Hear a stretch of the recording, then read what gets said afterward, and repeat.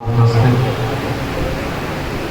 सभी भक्तगण, बंधु भगिनी, हमारे प्यारे प्यारे बच्चे, हम इस मंदिर के सुंदर प्रांगण में सायंकाल के पावन समय में चालीसा पाठ के आनंद के लिए आज उपस्थित हुए।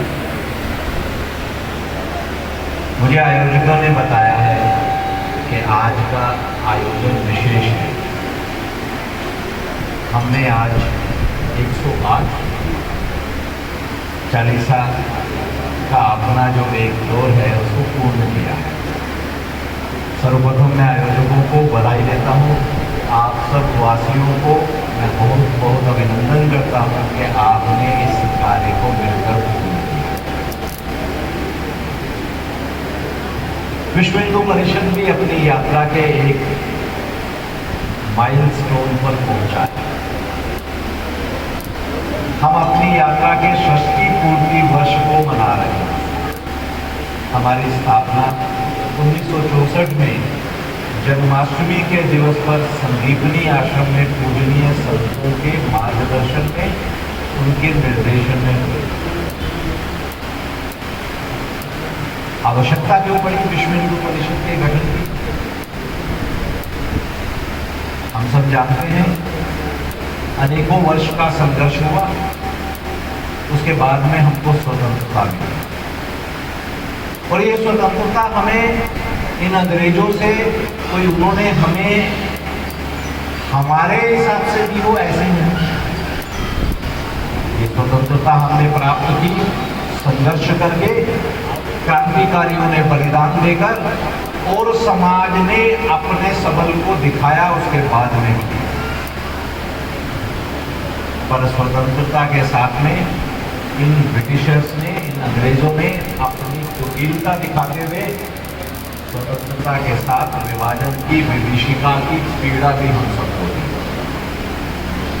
हमारी भारत माँ के टुकड़े टुकड़े कर दिए। जो अखंड भारत हम सब जिसको लेकर स्वतंत्रता का आंदोलन कर रहे थे, वो हमारे सामने नहीं रहा। धर्म के आधार पर देश का बंटवारा कर दिया। और ये जो बंटवारा हुआ, हम सब ने देखा कि उस बंटवारे के बाद में हमारा जो नेतृत्व था, भारत का नेतृत्व जिसको मिला था, उन्होंने भारत की सभ्यता, संस्कृति और संस्कारों के अनुरूप पहले दिन से कोई कार्य नहीं किया। देश बंटने जा रहा है। हमारे से 2 किलोमीटर दूर ही करतारपुर साहब है। क्या ऐसा नहीं हो सकता था कि करतारपुर साहब हमारे पास ही रहता? सिर्फ 500 मीटर दूर शारदा पीठ है। क्या ऐसा नहीं हो सकता था कि शारदा पीठ हमारे पास होती? सिर्फ 1 किलोमीटर दूर हमारा कैलाश मानसरोवर है। हम लोग जाकर देखें, अगर उत्तराखंड के रास्ते से उत्तराखंड में हमारी जब हम सीमा पे पहुंचते हैं तो सामने हमारा कैलाश मानसरोवर मिलता है। तो हमारे पास नहीं है। कि जो पीड़ा हमें मिली और उस सबके साथ में हमारे जो नेतृत्व था, उसकी अक्षमता और अकर्मण्यता जो थी, उसके कारण समस्त हिंदू समाज में चिंता थी। ऐसा लगता था कि नेतृत्व को हिंदुओं की कोई चिंता नहीं है। उनके लिए तो स्थिति पहले जैसी ही है। वो ये भूल गए हैं कि धर्म के आधार पर एक बार देश का बंटवारा हो गया है और भविष्य में ऐसी स्थिति फिर नहीं आए, इसके लिए हमको कार्य करने की आवश्यकता है। नेतृत्व तो अपनी निद्रा में मस्त था, उसको चिंता नहीं थी हिंदू समाज की। एक ही रात में तमिलनाडु में पूरा का पूरा गांव कांचीपुरम में ईसाई कन्वर्ट हो गया। शासन को चिंता नहीं, पूरा गांव धर्मांतरित हो गया। ऐसी ही स्थिति मध्य प्रदेश में हुई। मध्य प्रदेश में पूरा गांव धर्मांतरित हो गया। जब मीडिया ने, जब वो बात फैली, तो नियोगी कमीशन का गठन किया गया। नियोगी कमीशन की रिपोर्ट भी आ जाती है पर उस रिपोर्ट पर कोई कार्रवाई नहीं होती है, रिपोर्ट को पब्लिक को बताया नहीं जाता। हमारे साधु संत चिंता कर रहे हैं, हमारे संत चिंता कर रहे हैं कि जिस समय स्वतंत्रता मिली थी, कांग्रेस और महात्मा गांधी जी ने हमें उस समय कहा था कि देश में हम गौ हत्या प्रतिबंध करेंगे। ऐसा नहीं होता है, बल्कि उसके बावजूद जब संत समाज इस विषय को उठाता है तो उन्हीं के ऊपर ही गोलियां बरसाई जाती। समस्त विश्व के हिंदू प्रतीक्षा कर रहे थे कि भारत को स्वतंत्रता मिलेगी, भारत में एक बार ऐसा प्रशासन आएगा, ऐसा वातावरण बनेगा कि हम सब सनातनियों को, हम सब हिंदुओं को, हम सब जो यहाँ से धर्म और पंथ प्रारंभ हुए हैं, उन सबको एक ऐसा धाम मिलेगा, ऐसा स्रोत मिलेगा जहाँ से हम अपनी आने वाली पीढ़ी को अपने उस पुरातन ज्ञान का संज्ञान करवा पाएंगे। सबकी चिंता तो थी। हम काम काज करने विश्व के दूर दूर के देशों में चले गए, हमको कई जगह अंग्रेज लेकर गए कि आपको यहाँ रहकर गुलामी करनी है, खेती बाड़ी करनी है। हमने अपनी मेहनत से अपनी स्थिति बनाई। ऐसी स्थिति थी कि विश्व के 50 देशों से ज़्यादा देशों में हम हिंदुओं को और हमारे सभी भाई बहनों को वहाँ पर ऐसी स्थिति रहती थी कि हम वहाँ के प्रशासन को भी नेतृत्व देने की स्थिति में थे, पर हमारी आने वाली पीढ़ी को ज्ञान देने वाला कोई नहीं था। हम सबको चिंता हो रही थी, हमें कौन ज्ञान देगा? ज्ञान को प्रदान करने वाला जो भारत है, जो सदियों से पूरे विश्व को ज्ञान दे रहा था, नालंदा के द्वारा, तक्षशिला के द्वारा, वहां का नेतृत्व तो आज भी इस तरफ ध्यान ही नहीं दे रहा। हम उनके पास जाते हैं कि पुराने वेद हैं, पुराण हैं, हमारे सब ज्ञान हैं, उन ज्ञानों को बताइए। हमारी आने वाली पीढ़ी जो है, उस पीढ़ी भ्रष्ट हो रही है, रास्ते से भटक रही है, उसको कैसे हम ये शिक्षा दे सकते हैं? हमें रास्ता सुझाइए। नेतृत्व तो अपनी ही अलग तरीके से चल रहा था। जो नेतृत्व करता थे वो सबके सब उसी तरह के लोग थे।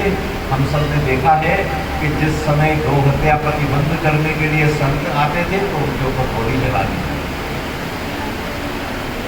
नियोगी कमीशन की जो रिपोर्ट थी, उस रिपोर्ट की चिंता ही नहीं की गई। पाठ्यक्रम ऐसे बना दिए गए कि जिसमें सिर्फ मुगलों का ही महिमा मंडल हो रहा है, जैसे इस इतिहास में वो कोई था ही नहीं।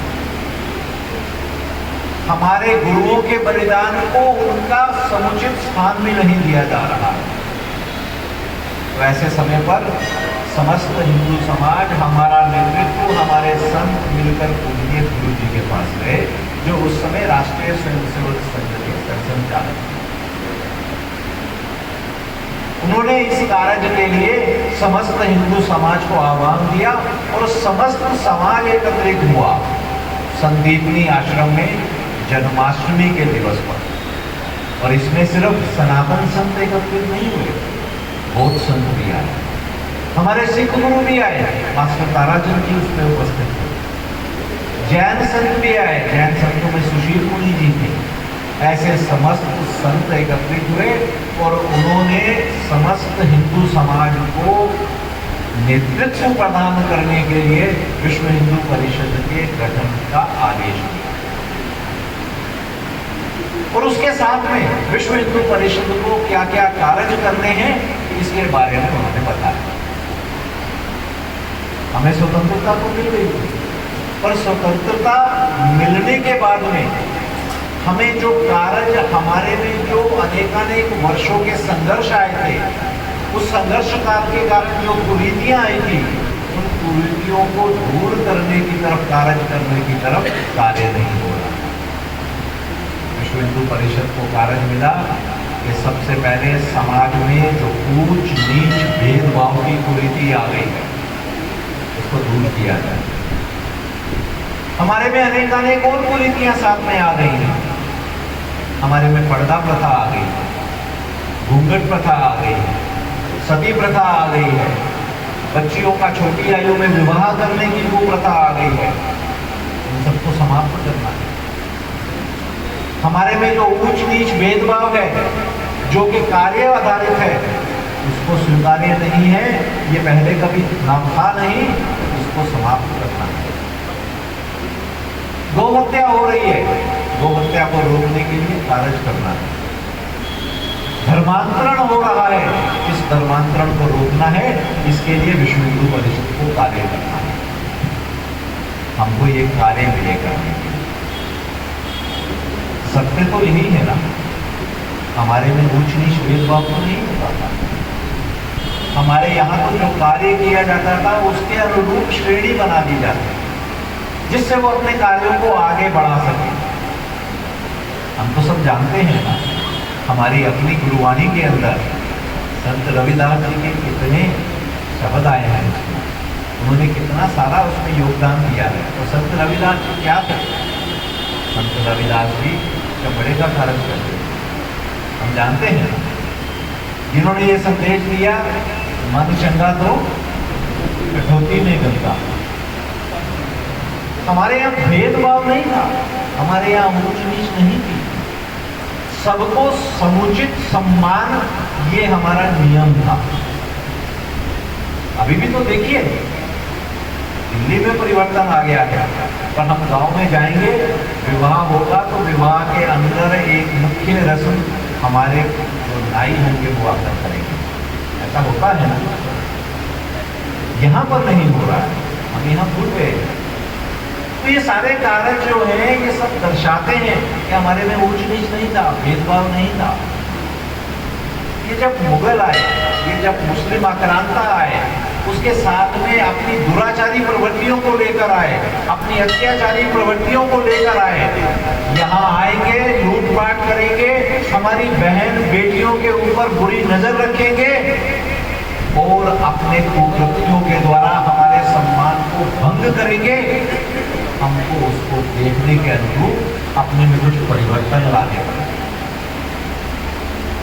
घरों में उन्होंने हरम बनाना है, हमारी बच्चियों को उठा के ले जाना है, और उनके इन सब कार्य को, मांस मछली वो लोग खाते थे, उन सब कार्य को देखने के लिए उनको नौकर चाहिए। तो हमारे लोगों को कहा गया कि आपको ये सब गंदे काम करने हैं, गंदगी साफ करना, ये सारा काम आपको करना है, आइए, नहीं तो मुसलमान बन जाइए, धर्म परिवर्तन करिए। आपके सामने दो ही रास्ते हैं, या तो अपने सम्मान को भंग करो, या फिर मुस्लिम बन जाओ, अपने धर्म को परिवर्तित करो। तो हमारे में से उन वीरों ने, जिन्होंने अपने सम्मान को, अपने मान को भंग करना स्वीकार किया, पर धर्म परिवर्तन करना स्वीकार नहीं किया, ऐसे लोगों को हम आज कहते हैं भंगी। भंगी वो नहीं है जो नीचा काम कर रहे हैं। सत्य तो यह है कि भंगी हमारे में से वो हैं जिन्होंने धर्म की रक्षा के लिए अपने मान, अपने सम्मान को भंग होना भी स्वीकार किया। हम सबसे बड़े धर्म रक्षक वो। हमारी महिलाएं कभी घूंघट नहीं करती थी, हमारी बच्चियों को हम छोटी आयु में विवाह नहीं करते थे, हमारे यहाँ सती प्रथा नहीं थी। आप देखिए ना, हमारी किस देवी माँ के चित्र के ऊपर आपको घूंघट मिलेगा। हमारे यहाँ तो महिलाओं का सम्मान होता है, पूजा होती है, उनको घूंघट में रखने का नहीं है, ऐसी प्रथा नहीं थी। ये दुराचारी, ये आक्रमणकारी आए, बुरी नजर रखते थे, हमें अपनी बेटियों को, बहनों को घूंघट में रखना पड़ा। ये बुरी नजर रखते थे, हमें छोटी आयु में ही उनका विवाह करना पड़ा। नहीं तो ये दुराचारी हमारे सम्मान के ऊपर नजर रखेंगे, उसको बंद करेंगे। हम विवाह करते थे, विवाह में जब बहू निकलती थी अपने घर में जाने के लिए, बिटिया बहू बनती थी, तो ये रास्ते में आकर हमारे सम्मान को ठेस पहुंचाने के लिए उसको उठा के ले जाते थे। हमको अपनी विवाह की पद्धति को परिवर्तित करना पड़ा। जो हमारे विवाह सुबह के समय पर होते थे, दो धुली में होते थे, उसकी जगह हमें रात्रि में करना पड़ा, और हम मुंह अंधेरे घूंघट में रख के, डोली में रख के अपनी बिटिया को छोड़ने जाते। इनकी कोई दृष्टि नहीं पड़ती। ये कुरीतियां आ गई हमारे लिए। हमारी बहुओं को सती होना पड़ता था, क्योंकि ये दुराचारी उनकी मृत्यु होने पर, वीर गति होने पर वो बुरी नजर रखते थे। इन सब कुप्रथाओं को हमने समाप्त करना है। अब संघर्ष काल नहीं है। अभी हमें अपने राष्ट्र को, अपने धर्म को सर्वोत्कृष्ट बनाना है। ये कार्य संतों ने हमको दिया और आज हम हर्ष के साथ ये कह सकते हैं कि विश्व हिंदू परिषद इसमें से अनेकानेक कार्य को पूर्ण कर चुका है। ऊंच नीच भेदभाव को बहुत बड़े स्तर पर हम समाप्त कर चुके हुए हैं। ये जो कुप्रथाएं थी, चाहे सती प्रथा हो, घूंघट प्रथा हो, बाल विवाह हो, ये लगभग समाप्त हो चुका हो। हमें इसके बाद में संतों ने एक और कार्य दिया। हमें कार्य दिया गया 1984 में, राम मंदिर का आंदोलन कराया। और हम सब ये जानते हैं कि 500 वर्ष से समस्त समाज जिस कार्य के लिए संघर्षरत था, हमारे से पहले हमारी 50 पीढ़ियां वो इस प्रतीक्षा में लगी रही, संघर्षरत रही। उन्होंने बलिदान दिया कि अपने जीवन में वो प्रभु राम का भव्य मंदिर देखेंगे। उनका वो स्वप्न हमारे जीवन में अभी 22 जनवरी को पूर्ण हुआ। विश्व हिंदू परिषद को आप लोगों ने कारण दिया, संतों के आशीर्वाद से, प्रभु राम की कृपा से उस कार्य को हमने पूर्ण किया। हम सब ने मिलकर 22 जनवरी को एक तरफ पूजनीय संत अयोध्या जी में आरती उतार रहे थे, हम अपने आसपास की प्रत्येक मंदिर में, प्रत्येक गुरुद्वारे में, जिसको हमने उस दिन के लिए अयोध्या जी बना दिया था, अपने परिवार से साथ में आरती उतारी। विश्व के करोड़ों लोगों, ये कार्य पूर्ण हो गया। पर हमारे कार्य अभी पूर्ण नहीं हुए। हमारा ये मानना है कि जब तक ये ऊंच नीच भेदभाव ये बिल्कुल समाप्त नहीं होगा, हमारे कार्य पूर्ण नहीं होंगे। क्योंकि हम सब ने तो सुना है ना, और देखा भी है अभी क्या हो रहा है बांग्लादेश में, हम सब देख रहे हैं। और ये जो बांग्लादेश में हो रहा है, वो इससे पहले भारत में भी हुआ है, इससे पहले हम सबके साथ पाकिस्तान में भी आज के हुआ है। ऐसा कब तक चलेगा? हम बढ़ रहे हैं, इसीलिए हमें बंटना नहीं है, हमें इकट्ठा रहना है। और इकट्ठा रहने के लिए सबसे पहले आवश्यकता हमारी इस एका को बनाने की है। और इस एका को बनाने का कार्य, इसका लक्ष्य एक ही ढंग से पूर्ण हो सकता है कि हम अपना एक ही नियम, एक ही लक्ष्य ग्रहण करें, और वो है एक मंदिर, एक शमशान, एक कुआं। जब तक ये नहीं होगा, एकता नहीं आ सकती, ऊंच नीच की बीमारी यहाँ रहेगी। और विश्व हिंदू परिषद ने दिल्ली में तो विशेषतः इस अभियान को अपने हाथ में पिछले 2 वर्षों से ले लिया। पिछले 2 वर्षों से हम दिल्ली के प्रत्येक मंदिर में जा रहे हैं, प्रत्येक पूजा स्थल में जा रहे हैं, धाम में जा रहे हैं। हम ये अनुरोध कर रहे हैं कि अपने स्थान को सिर्फ एक ही आस्था का केंद्र मत बनाइए। हम सब बहुत बड़े दिल वाले हैं, हमारे प्रत्येक धार्मिक स्थल का दिल विशाल है।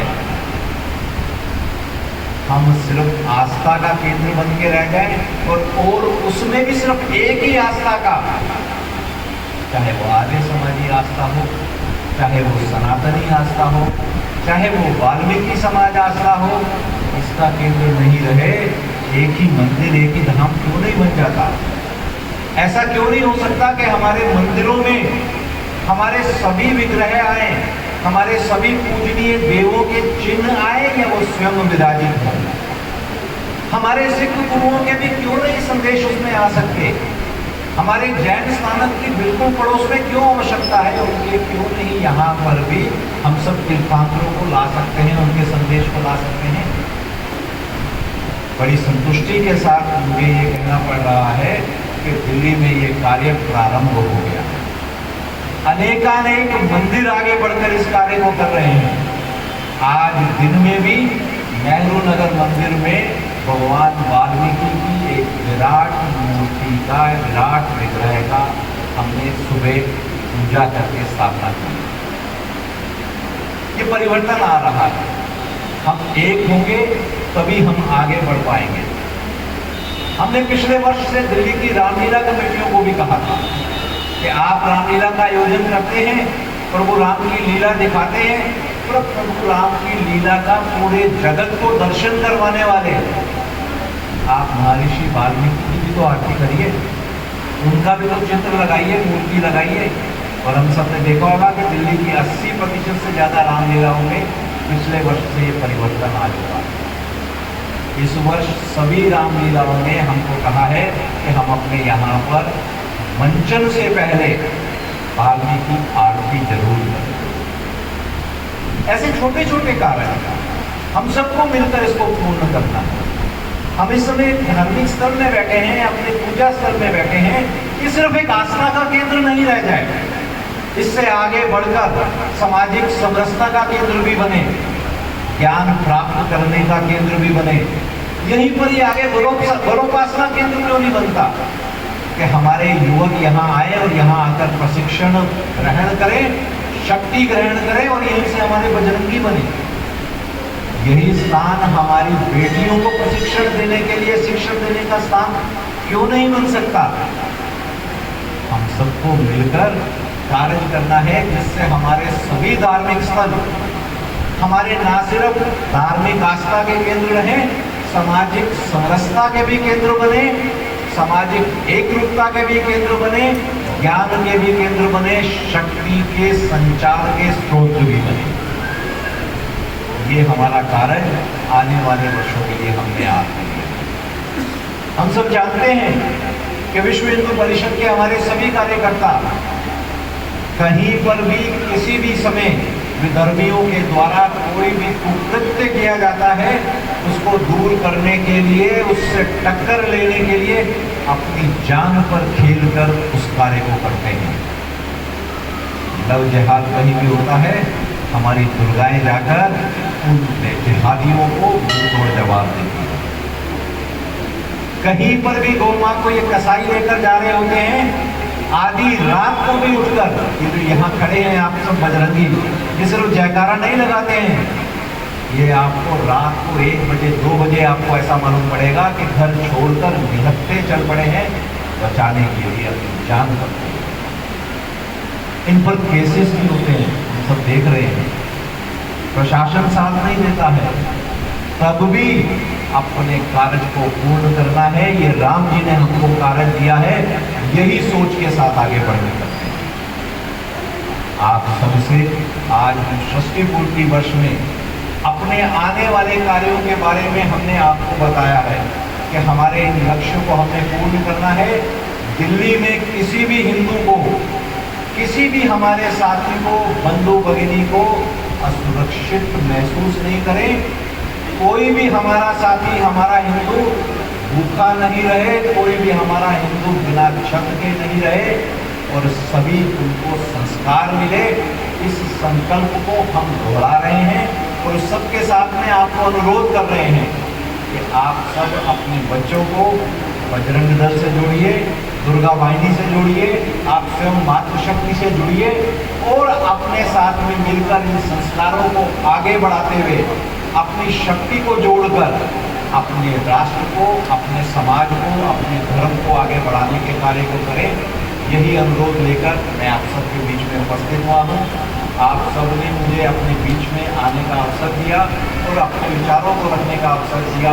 आपका बहुत बहुत धन्यवाद। जय श्री राम। जय जय श्री राम।